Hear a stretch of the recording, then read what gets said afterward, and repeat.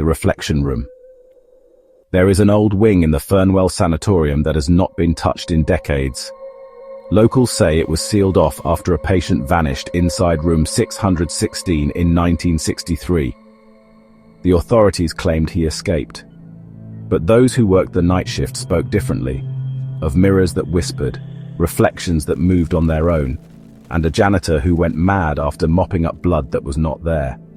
Diane was a trauma counselor in her early 30s when she got a job offer at Fernwell.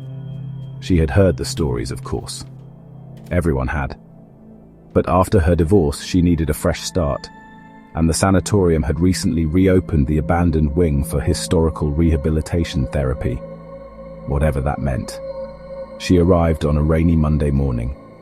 The sky was slate grey and the trees bowed in the wind like they were trying to warn her. The receptionist, a thin man with dull eyes named Carter, handed her a heavy set of keys. "Do not go into 616 alone," he said flatly. "Not until you are ready." Diane blinked. "Excuse me?" But Carter had already walked away, humming something tuneless and broken.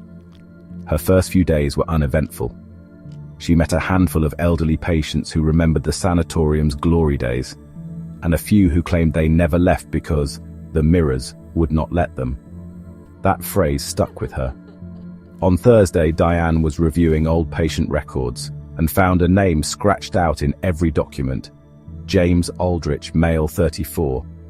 His admission file had no photograph, only the note.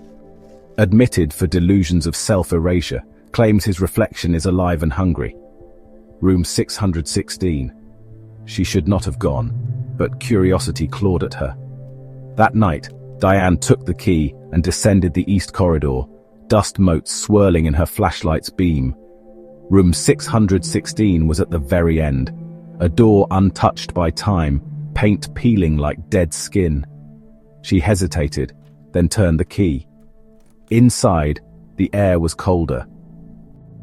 The room was empty except for a metal-framed bed and an enormous standing mirror bolted to the far wall. Odd. She remembered the report saying the mirror was removed after James disappeared. Yet there it was, pristine, shining, untouched by dust. As she stepped closer, she noticed something that froze her in place. Her reflection was smiling, but she was not. She backed away. The reflection stopped smiling and tilted its head. Diane did the same. But there was a delay, half a second too slow, as if the image was watching her first before deciding how to react. Then it mouthed something she could not hear. Panicking, she turned to leave, but the door slammed shut. The knob would not turn. The flashlight flickered and died. In the dark, she heard breathing, but it was not hers. Then a whisper behind her ear. "You brought me back." She screamed and threw herself at the door, pounding, yelling for help. Suddenly the door creaked open on its own. No one was outside. She ran. The next morning she tried to report what happened, but Carter was not at his desk. In fact, when she asked about him, the director looked confused. "There is no Carter here," he said. "Never has been." Diane resigned that afternoon, but the mirror came with her.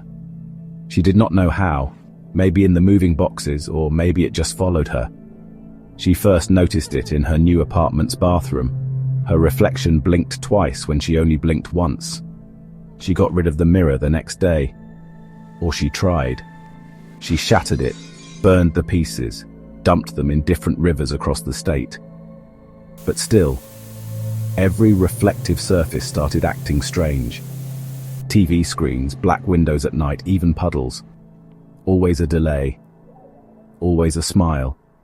And sometimes now, she sees a second figure behind her. A man with no eyes, grinning with her mouth. He never moves when she looks directly. Only when she blinks.